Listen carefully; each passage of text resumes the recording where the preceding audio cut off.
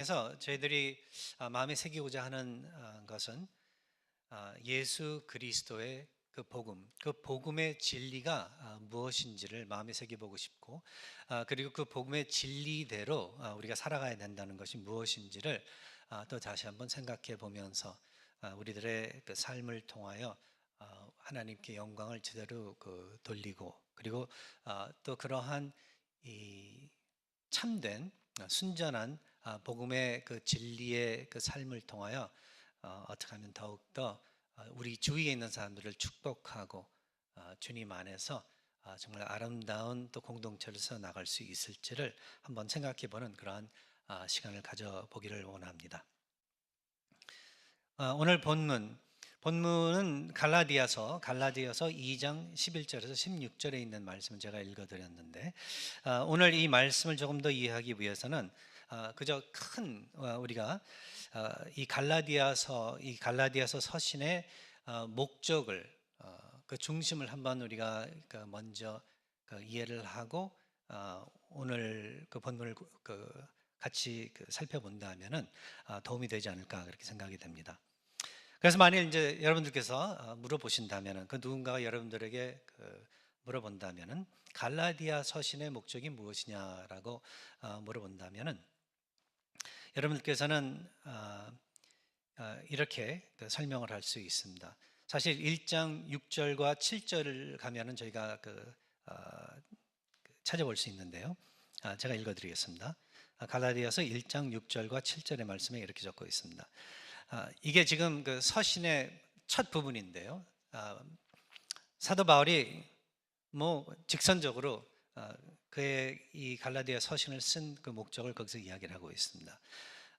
그리스도의 은혜로 너희를 부르신 이를 이같이 속히 떠나 다른 복음을 따르는 것을 내가 이상하게 여기노라.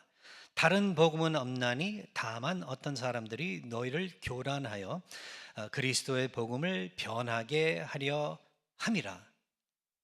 그렇게 이 서신을 시작하고 있다는 거죠. 간단한 인사말과 그리고 그의 목적을 직선적으로 이야기를 합니다. 영어로는 이렇게 적고 있어요. 이게 더 드러나요. 이게 그 목적이. 우리나라 말은 이게 너희들이 잘못하고 있다, 이상하게 생각하고 이상하다, 이 말을 나중에 이야기를 하는데, 처음서부터 이야기해요. I am astonished. I am astonished. 난 정말 깜짝 놀랐다. 너희들이 지금 하고 있는 그러한 일들 때문에, 살고 있는, 믿고 있는 그러한 그 신앙의 내용들 때문에 내가 깜짝 놀랐다. I am astonished that you are so quickly deserting him who called you in the grace of Christ and are turning to a different gospel. 예수 그리스도께서 본래 베풀어 주신 그 구원의 은혜의 내용을 잊어버리고 다른 내용의 메시지를 따른다는 이 점에 대해서 내가 깜짝 놀라고 있다. I am astonished. 그러니까 자기 이렇게 표현을 하는 거죠. 내가 이렇게 될 줄 상상도 못했다. 너희들이 어떻게 그렇게 할 수 있느냐 하는 그 사도 바울의 이 표현을 통해서 우리가 갈라디아 서신의 목적을 우리가 알게 되는 거죠. 갈라디아 교회가 그렇다면 변질된 그리스도의 복음을 따르고 있었다는 것을 지적하기 위해서 이 서신이 써졌다고 우리는 그렇게 말을 할 수 있다는 것입니다. 사도 바울에게는 이게 아주 심각한 일이었었습니다. 사도 바울뿐만 아니라 다른 사도들에게도, 초대 교회, 그렇다면은 그 초대 교회의 존재함의 그 문제를 두고 생각을 해볼 때 이 문제가 아주 심각한 그러한 문제였었다는 거죠. 얼마나 심각하냐, 만일 우리가 질문을 한다면은 사도 바울이 그 다음에 8절과 9절에 따르는 말씀을 우리가 읽어보면은 얼마나 심각한지를 알 수 있어요. 뭐라고 이야기하고 있냐면 우리가 혹은 하늘로부터 온 천사라도 우리가 너에게 전한 복음 외에 처음에 전했었던 그 복음을 통해서 갈라디아 교회가 세워지게 된 거죠. 갈라디아에 많은 이방인 교인들이 그리스도인들이 돼서 그 교회가 세워지게 됐는데, 그래서 처음 전한 그 복음 외에 다른 복음을 전하면 저주를 받을지어다. 저주를 받을 거래요. 한 번 이야기하고서도 그게 모자라서 9절에 가서 또 다시 한번 이야기합니다. 우리가 전에 말하였거니와 내가 지금 다시 말하노니 만일 누구든지 너희가 받은 것 외에 다른 복음을 전하면 저주를 받을지어다. 어떻게 생각하세요? 이거 심각하다고 생각하지 않으세요? 예수 그리스도의 순전한 복음의 내용 외에 다른 내용의 메시지를 그리스도의 복음이라고 그렇게 믿는다면은, 그리고 그렇게 믿고 가르친다면은 무슨 일이 있는다고요? 저주를 받을지어다. 저주를 받을지어다. 이게 심각한 문제예요. 초대교회 교인들에게 이게 이렇게 심각한 문제였었더라면은 지금 이 시대 우리에게도, 많은 교회 교인들에게도, 모든 크리스찬들에게도 아주 심각한 중요한 문제라는 거죠. 아마 근데 여러분들께서는 이렇게 또 이해를 하실 수 있을 것 같아요.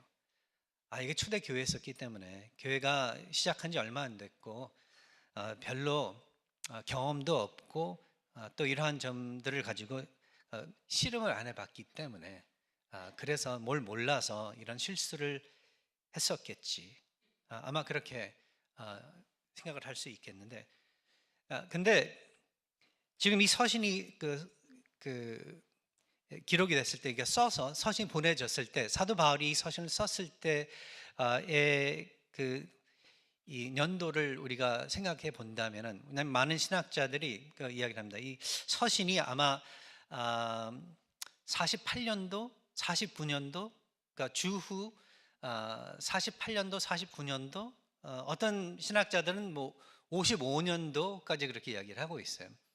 근데 정확한 날짜 연도를 가지고 제가 지금 이 시간에 시간을 낭비하려고 하는 것은 아니고, 제가 말씀드리고자 하는 것은, 이게 지금 예수 그리스도를 믿고 1, 2년 뒤에 일어난 사건이 아니라 적어도 17년에서 20년 후에 일어난 사건들이라는 거죠. 그러니까 사도들뿐만 아니라 그 외에 처음 예수 그리스도를 믿고 영접하고 성경 공부와 그리고 여러 가지 예수 그리스도의 계시를 통해서 그렇게 교육을 받았음에도 말미암고 이 교인들이, 그뿐만 아니라 사도들마저 주님의 그 복음의 내용에 대해서 긴가민가 했었던 적이 있다는 게, 이게 아주 놀라운 사실이라는 거예요. 그러니까 우리들은 이게 초신자, 막 지금 갓 믿은 그러한 사람들에게만 일어나는 그러한 현상이라고 생각을 할 수 있다는 거죠. 근데 그게 아니라 오랫동안 교회를 다닌 사람일지라도 얼마든지 똑같은 실수를 범할 수 있다는 것을 우리는 또 마음에 한번 새겨봐야 된다는 것입니다. 생각을 해봐야 된다는 거예요. 그러니까 여기 지금 앉아 계신 대부분의 그 모든 분들, 여러분들이 오늘 이 말씀의 대상자들이라는 거예요. 막 갓 믿은 사람들이 아니라 오랫동안 신앙생활을 하고 있다고 생각하는 분들, 성경을 잘 안다고 생각하는 분들, 오랫동안 경험이 그 교회에서 많다고 생각하는 분들, 여러분들에게, 저에게 너무나도 필요한 메시지라는 거죠.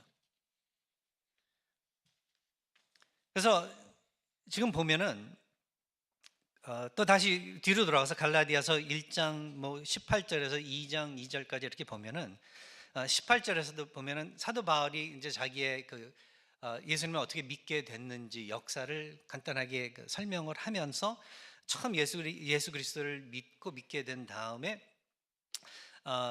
그 이방인들에게 복음을 전하고자 하는 그 마음이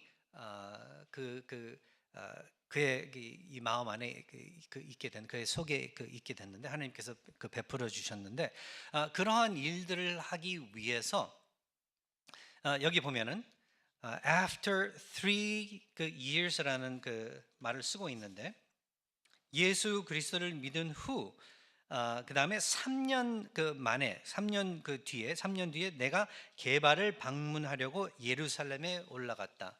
3년이 지났습니다. 그가 예수님을 만나고 적어도 약 3년이 지났고 그 다음에 2장 1절에 가서 보면 그 다음에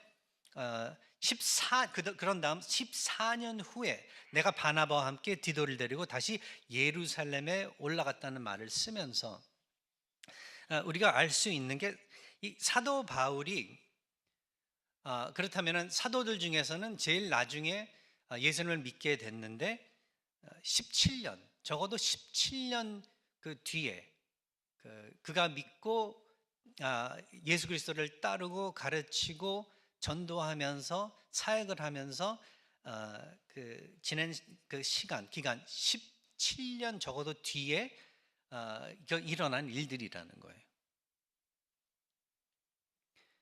교회가 오래되고 전통이 길어질수록 굳어지면 굳어질수록 이게 일어나는 그러한 현상이 아닌가 그래서 생각이 됩니다. 예수 그리스도의 순전한 복음의 그 내용을 붙잡고 신앙생활을 하기보다는 되려 시간이 가면 갈수록 예수 그리스도의 굉장히 단순하게 그렇게 보이면서도 심플하게 보이면서도 너무나도 깊이가 있는 너무나도 우리에게 필요한 그 복음의 내용 그 내용을 시간이 가면 갈수록 어떻게 보면은 사람들이 그리고 교회가 지도자들이 잃어버리게 되는 내려놓게 되는 아니면은 그 무언가를 더 더해야 되는 그러한 이 필요성을 점점 느끼게 되는 그러한 어려움이 생긴다는 것을 이야기해주고 있지 않나 그렇게 생각이 됩니다. 처음 예수님을 믿었을 때 어떻게 보면은 간단했어요. 예수께서 나 같은 죄인을 은혜로 받아주셔서 죄를 용서해 주시고 하나님의 아들로서 신분을 새롭게 더해 주시면서 마치 내가 죄가 한 점도 없는 그러한 사람 같이 그렇게 쳐 주신 예수님, 우리 하나님. 여러분, 그래서 그때 그 순간 그 기분 기억 안 나세요?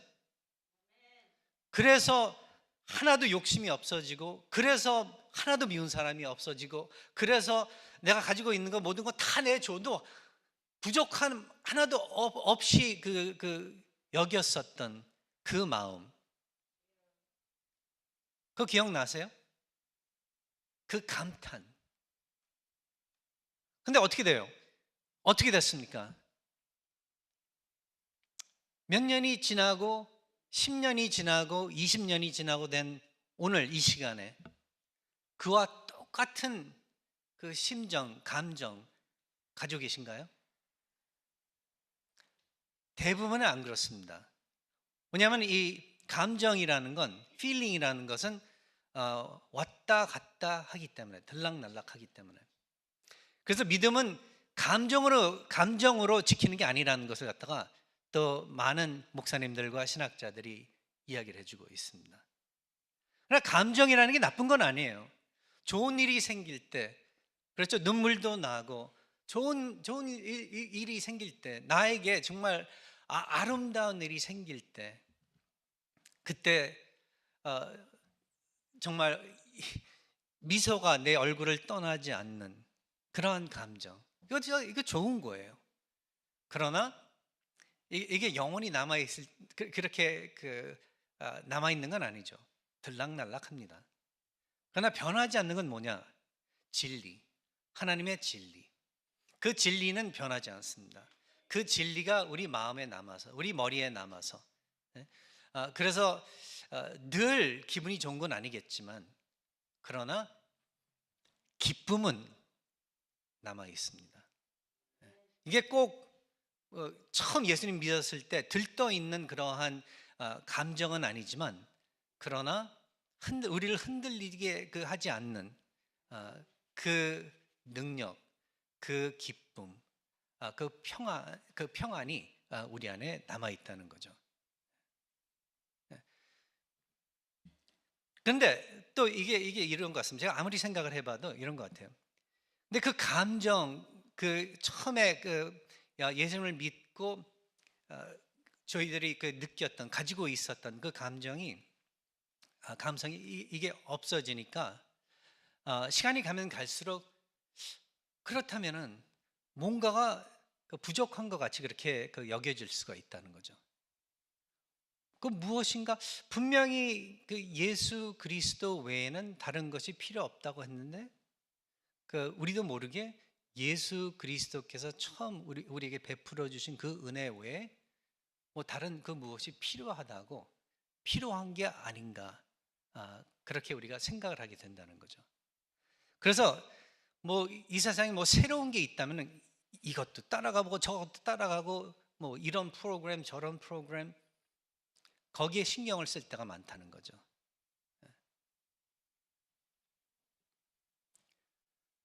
맞습니다. 제가 이 시간에 그렇다고 해서 여러분들이 새로운 것, 그리고 또 전에 알지 못했었던 성경의 진리들이나 뭐 이러한 것들을 공부하지 말라, 따르지 말라, 그 이야기를 하는 건 아닙니다.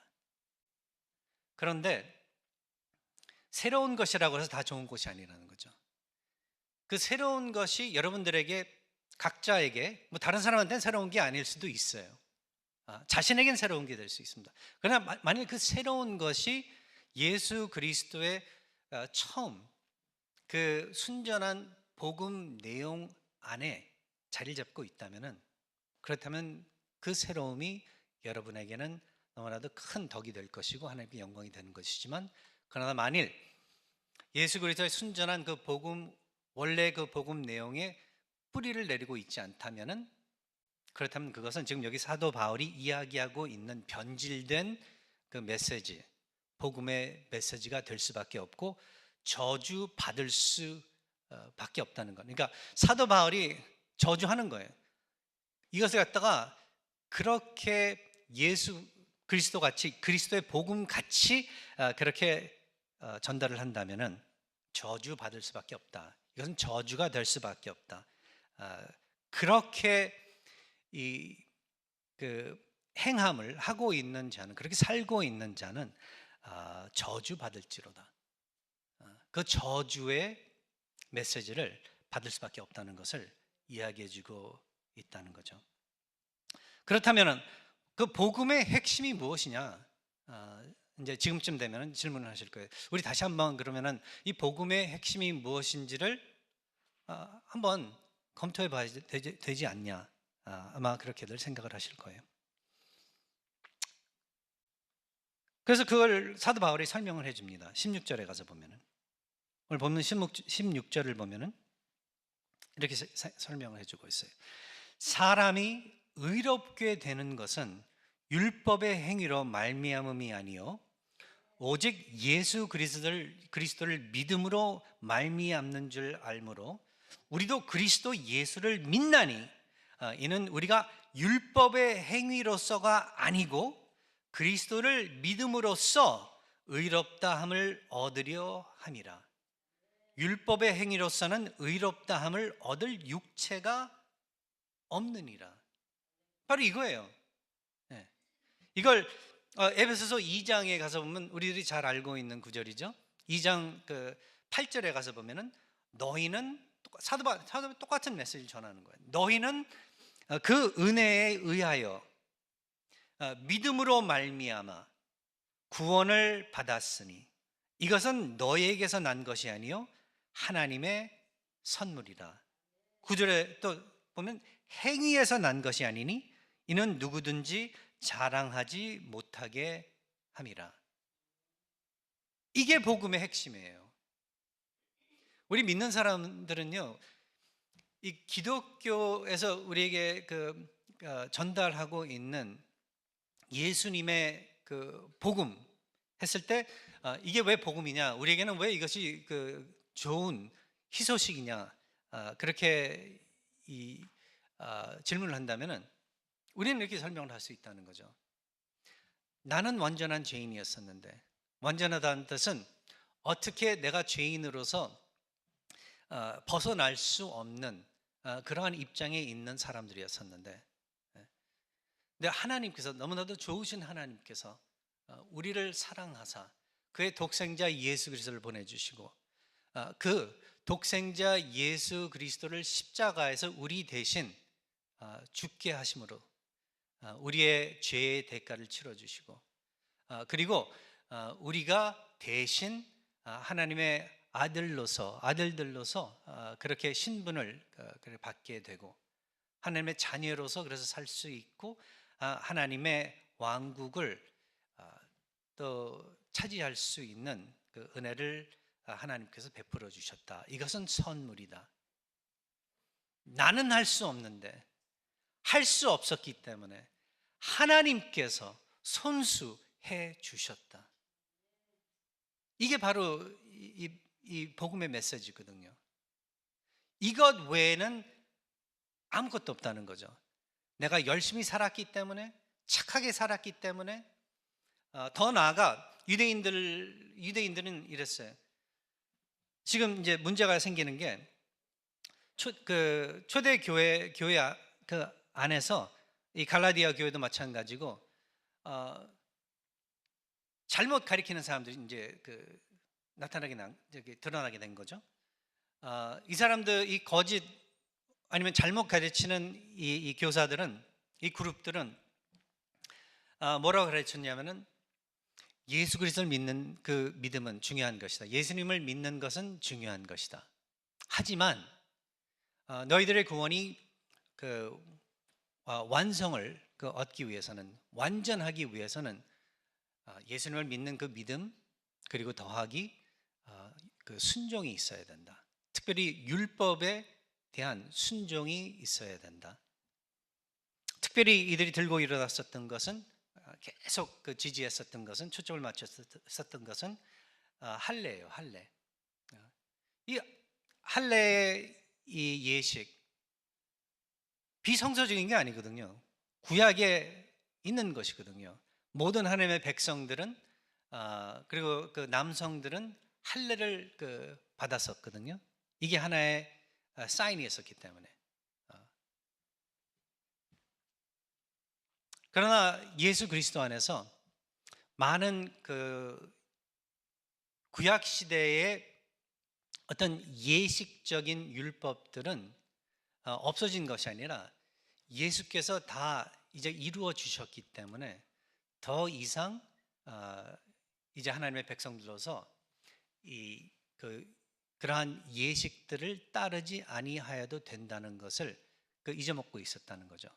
그래, 그뿐만 아니라 다시 한번 하나님의 은혜로 우리가 구원을 얻었다는 그 메시지는 하나님께서 다 이루어 주셨다는 거죠. 우리가 하나도 거기에 더할 게 없다는 그러한 진리의 이 가르침인데, 다시 그 뒤로 돌아가 마치 율법을 지키고 율법을 더해야지만 그 구원을 얻을 수 있는 것 같이, 하나님의 백성으로서 온전하게 남을 수 있는 것 같이 그렇게 가르쳤기 때문에 사도 바울은 이것을 가지고, 이것은 원래 본래 순전한 예수 그리스도의 복음이 아니다.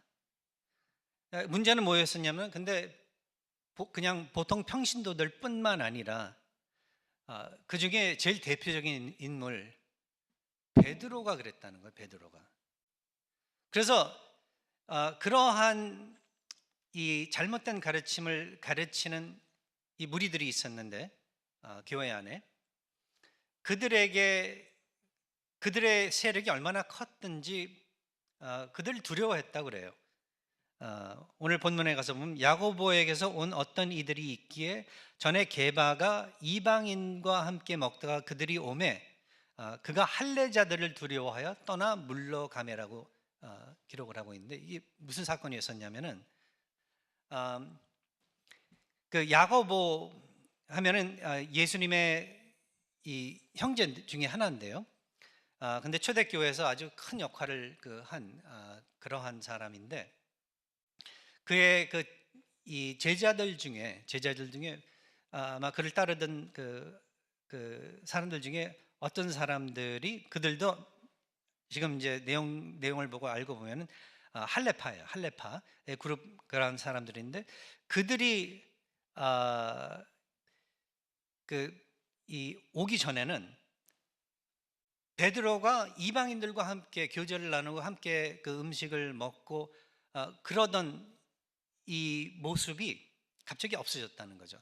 이방인들과 친교를 나누지 않고 마치 이방인들은 좀 뭔가 부족한 사람들 같이 그렇게 여기면서 유대인들끼리만 이렇게 어울렸다는 거죠. 그러면서 누구까지요? 거기에 덩달아 바나바까지도, 제가 제일 좋아하는 바나바, 지도자 바나바마저도 그랬다는 거죠. 그러면서 이것을 그 외식이라고 표현을 하고 있습니다. Hypocrite. It's a hypocritical thing. 외식함으로 바나바도 그들의 외식에 유혹되었느니라. 그 이야기를 하고 있다는 거죠. 이 전통이라는 게 참 무서운 거예요. 우리 늘 그래 왔었잖아. 유대인들은 구약 시대의 여러 율법들과 가르침들이 하나님의 말씀으로만 남아 있지 않고 그들의 어떤 이 전통으로서, 그들의 문화의 전통으로서 그렇게 동시에 남아 있었다는 거죠. 그러니까 하나님을 믿는다 하면은 하나님의 말씀 때문에 율법을 따른다기보다는 이게 전통이기 때문에 따르는 그러한 이 버릇이 남아 있었다는 거죠. 근데 그와 비슷한 실수를 우리들도 범한다는 거죠. 교회를 오래 다니면 다닐수록 이게 전통인데, 이렇게 해왔는데, 근데 가끔 가다 우리가 그래서 우리가 오랫동안 해왔던 그러한 일들을 점검해 봐야 될 필요성들이 있다는 것을 또 여러분들께서는 한번 생각해 보시기 바랍니다. 이거는 뭐 공동체로서의 그런 실수도 있겠지만 개개인들이 또 짓는 그러한 실수들도 있기 때문에 그렇다는 것을 한번 생각해 보시기 바라요. 여러분들도 옆에 있는 사람들과 달리 지금까지 해온 신앙 습관들이 있는데, 그 습관들이 정말 성서적인 건지, 예수 그리스도의 복음 안에 뿌리를 내리고 있는 건지, 아니면 그냥 습관적으로 여러분들이 내가 그렇게 옛날에 배웠기 때문에, 처음 예수님 믿었을 때 그렇게 배웠기 때문에 해오는 건지 한번 검토를 해보시라는 거죠. 사도 바울은 그래서 이것을 가지고 베드로한테 감히, 그래도 제일 높은 우리가 계급으로 따진다면 사도들 중에서 베드로에게 제일 어떻게 보면 마지막으로 예수님을 믿게 된 후배인데, 우리나라에서는 선배 후배 되게 따지더라고요. 후배인데 그러나 바울은 베드로에게 그 외의 지도자들에게 진리 그대로 이야기를 했다는 거죠. 뭐라고 이야기를 했냐면은, 당신들이 정말 아마 다른 말들도 있을 텐데 아마 거기에 다 빼고 아주 핵심적인 것들만 아마 우리가 지금 읽게 되는 것 같은데, 사도 바울도 잘 알았을 거예요. 그 베드로와 바나바와 그 외에 다른 지도자들이 얼마나 수고하고 열심히 하나님을 섬기고 있었는지 지금까지. 그러나 지금 실수를 범하고 있다. 그리고 그걸 어떻게 표현을 하냐면 당신들이 진리를 따라 바르게 행하지 아니하고 있다. 그것을 갖다가 전했다고 이야기를 하는데 그렇게 이야기를 했을 거예요. 진리를 따라 바르게 행하지 않고 있다. 이걸 헬라어 본문을 보면은 orthopodeo라는 말을 쓰고 있습니다. orthopodeio. 이 말은 영어로 여러분들이 생각을 해보시면 잘 아는 그 단어일 거예요. orthopedics라는 그러한 말이 있지 않습니까?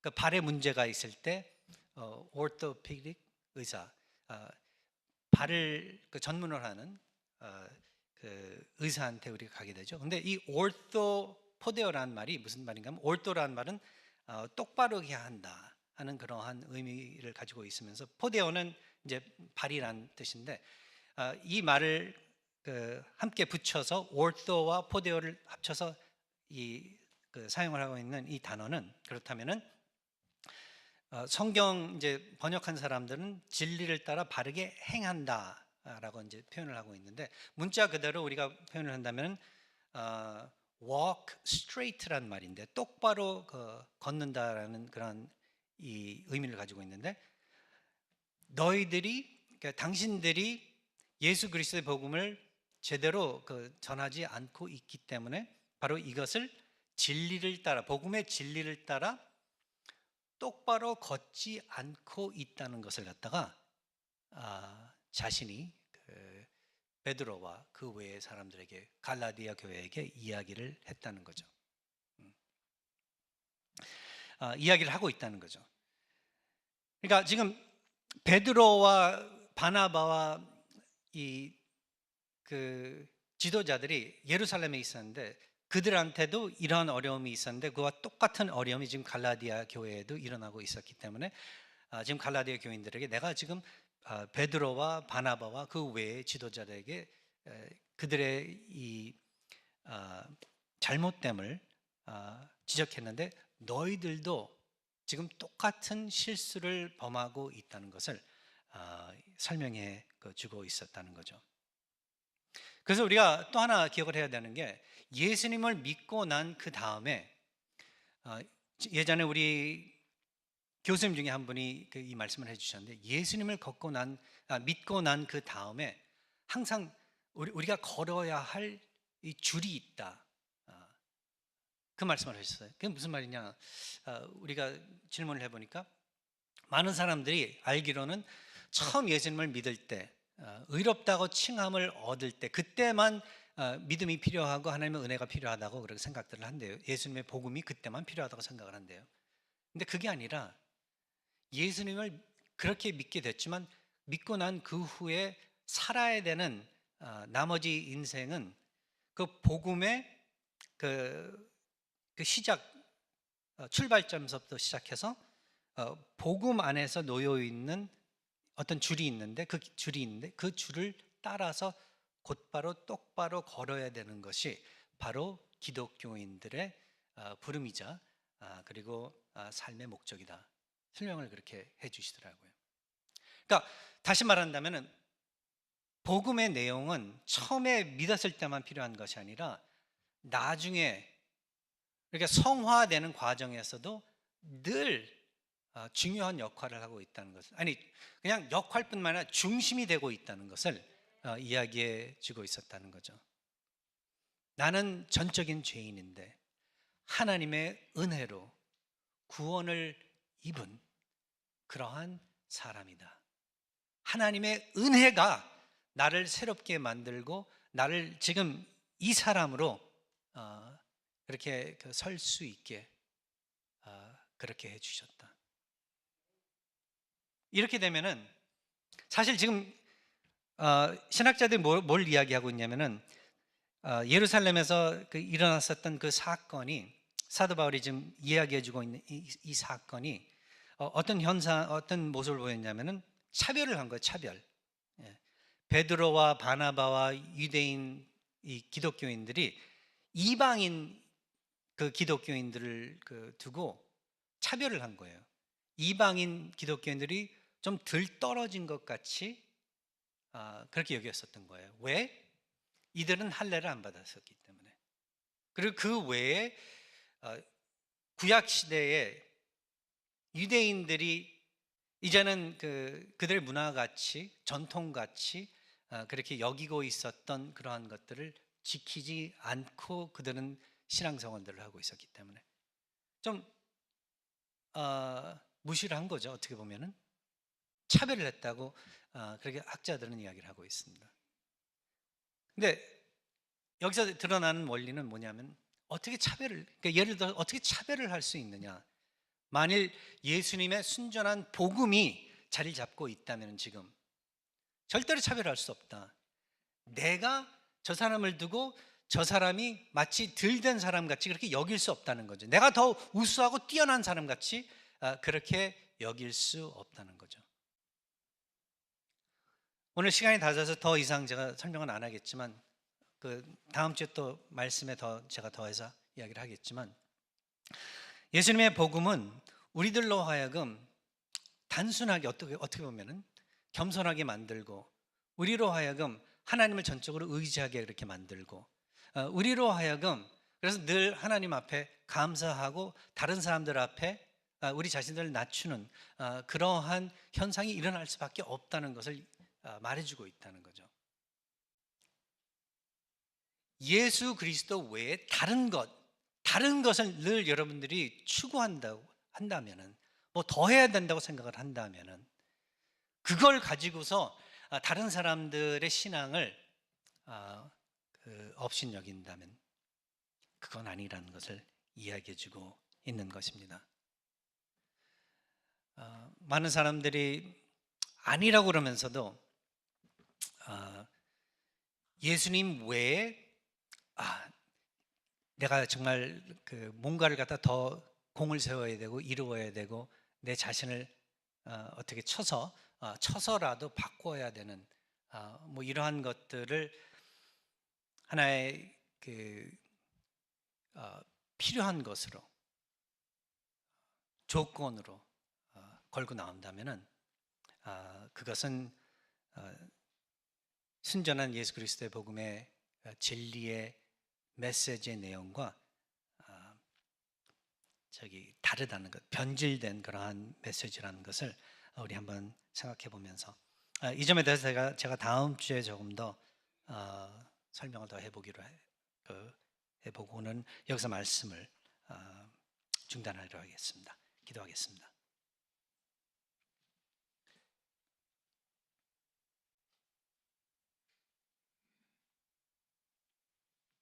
아버지 하나님, 저희들로 하여금 늘 원래 예수 그리스도의 그 복음의 메시지,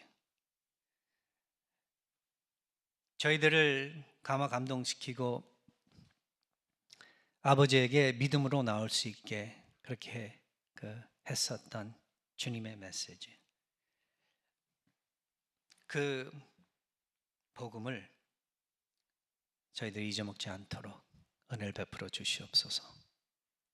그리고 그뿐만 아니라 정말 성경 말씀 그대로 그 말씀을 따라 이제 놓여진 복음의 그 줄을, 삶의 그 길을 똑바로 저희들이 걸어 나갈 수 있도록 아버지 은혜를 베풀어 주시옵소서. 처음 구원을 얻었을 때도 은혜, 오늘 믿음 안에서 신앙생활을 하고 있는 저희 모두에게도 또 다시 한번 그 은혜 안에서 모든 것들을 이루어 나갈 수 있도록